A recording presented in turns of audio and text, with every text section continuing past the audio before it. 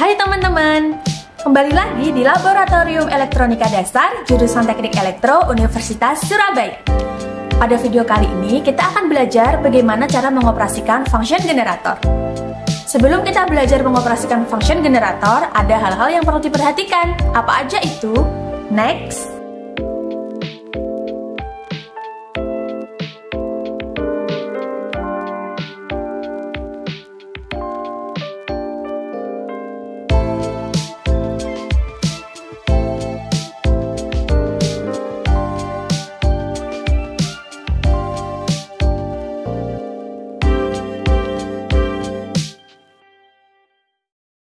Sebelum kita mengoperasikan function generator ini, yuk kita belajar bagian-bagian dari function generator. Yang pertama ada power switch. Power switch ini untuk menyalakan function generator. Sambungkan function generator ini ke tegangan listrik, lalu tekan saklar, maka function generator ini akan menyala. Selanjutnya ada pengatur frekuensi. Tekan dan putar untuk mengatur frekuensi keluaran dalam range frekuensi yang telah dipilih. Lalu ada indikator frekuensi. Layar indikator frekuensi ini akan menunjukkan nilai frekuensi. Selanjutnya yaitu ada terminal output TTL atau CMOS. Terminal output TTL atau CMOS ini adalah terminal yang menghasilkan keluaran yang kompatibel dengan TTL atau CMOS. Lalu selanjutnya adalah duty function. Tarik dan putar tombol ini untuk mengatur duty cycle gelombang. Lalu selanjutnya adalah selektor TTL atau CMOS. Tombol ini untuk mengatur apakah terminal output TTL atau CMOS akan mengeluarkan gelombang yang kompatibel dengan TTL atau CMOS. Selanjutnya ada DC offset. DC offset ini adalah selektor untuk memberikan offset atau tegangan DC pada sinyal kurang lebih 10 volt. Tarik dan putar searah jarum jam untuk mendapatkan level tegangan DC positif, atau putar ke arah yang berlawanan untuk mendapatkan level tegangan DC negatif. Jika tombol ini tidak ditarik, keluaran dari generator sinyal adalah murni tegangan AC. Untuk selanjutnya adalah knop pengatur amplitudo. Knop pengatur amplitudo ini mengatur besar amplitudo yang akan dibangkitkan. Selanjutnya ada selektor fungsi. Tekan salah satu dari ketiga tombol ini untuk memilih bentuk gelombang output yang diinginkan. Apakah sinus, segitiga, atau gelombang kotak. Lalu ada terminal output utama. Terminal ini yang mengeluarkan sinyal output utama. Lalu ada selektor range frekuensi. Tekan tombol yang relevan untuk memilih range frekuensi yang dibutuhkan. Apakah kali 1, 10, kali 100, kali 1K, kali 10K, sampai kali 1M.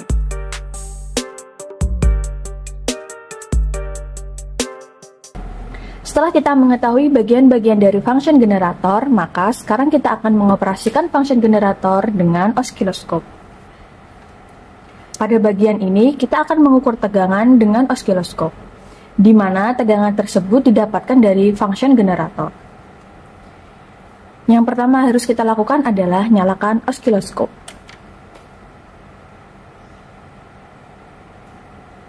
Lalu, pilih channel yang akan digunakan.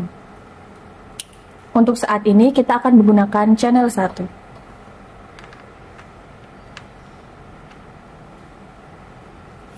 Atur mode sesuai channel yang digunakan. Pastikan osiloskop telah terkalibrasi. Atur tombol AC/DC pada posisi AC. Pilih sumber trigger source dan kopling sesuai yang akan digunakan. Pada source kita pilih channel 1 dan pada kopling kita pilih sumber tegangan AC. Setelah itu kita hubungkan probe osiloskop pada output function generator. Pada kutub positif dengan kutub positif dan pada kutub ground kita hubungkan dengan kutub ground. Untuk step selanjutnya kita akan mengatur function generator. Pertama-tama, kita hidupkan function generator tersebut.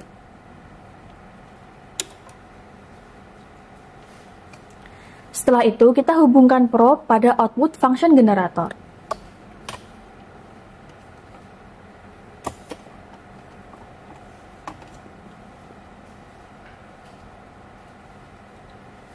Pilih jenis gelombang yang akan digunakan. Pengukuran kali ini kita akan menggunakan gelombang sinus.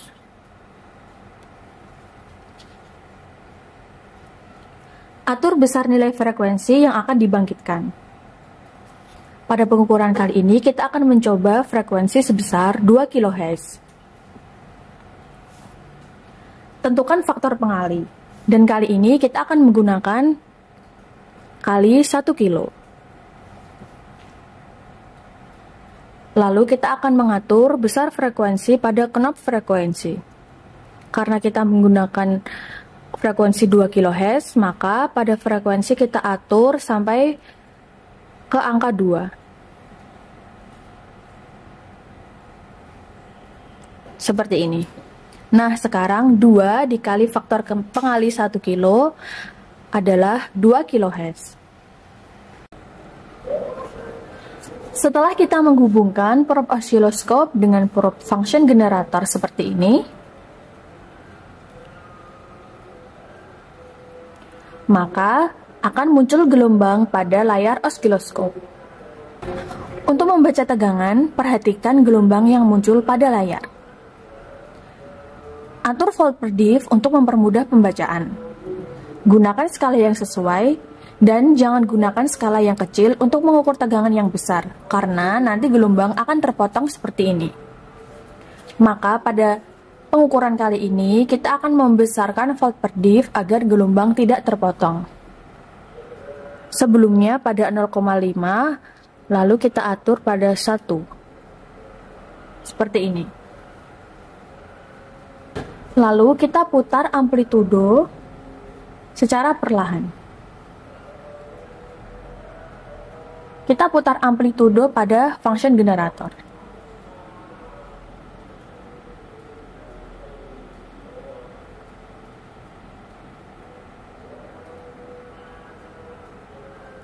Setelah gambar gelombang sudah bagus seperti ini, lalu cara membaca tegangan adalah menghitung jumlah kotak vertikal yang terbentuk oleh gambar gelombang, kemudian dikalikan skala volt per div yang digunakan.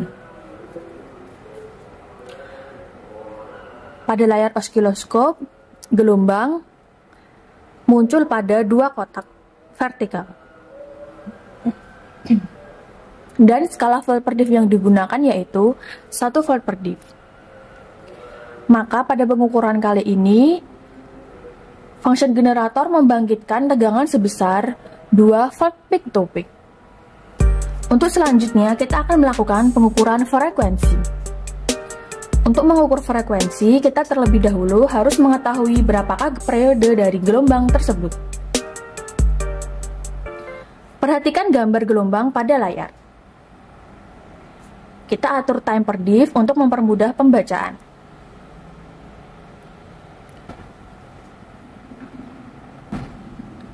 Satu gelombang terdiri dari satu puncak dan satu lembah. Untuk mengetahui periode suatu gelombang, kita harus menghitung jumlah kotak horizontal pada satu siklus, kemudian dikalikan dengan skala time per div. Pada gambar ini, kita bisa melihat ada 5 kotak dalam satu siklus. Dan time per div adalah 0,1 milisecond. Maka, periodenya adalah 5 dikali 0,1 milisecond sama dengan 0,5 milisecond. Atau 5 kali 10 pangkat min 4 second. Nah, untuk mengetahui frekuensi dari gelombang tersebut, kita gunakan rumus F sama dengan 1 per T, di mana T tersebut adalah periode. Maka F sama dengan 1 per 5 kali 10 pangkat min 4 sama dengan 2 kHz. Nah, apakah benar frekuensi yang kita ukur adalah 2 kHz? Coba kita cek pada function generator.